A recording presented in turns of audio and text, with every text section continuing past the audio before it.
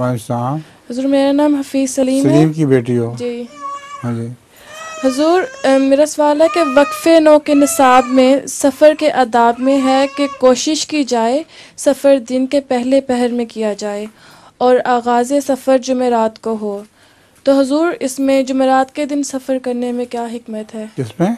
इसमें जुमेरात के दिन सफ़र करने में क्या हिकमत है? जुमेरात तो इसलिए है कि जुमे का दिन सफ़र के बाद आए, समझियो, जी वरना किसी दिन भी हो सकता है।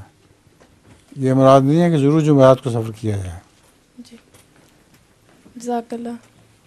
आगे, वैसे वो तुमने सुना होगा लतीफ़ा घोड़े वाला।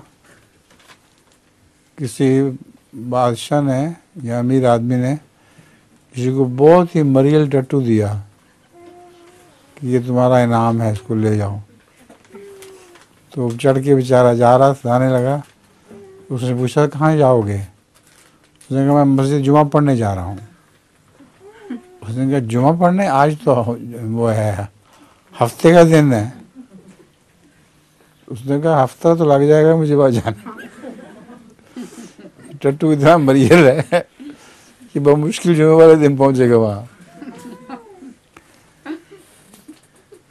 तो फिर आगे सुनाए, आगे कौन है?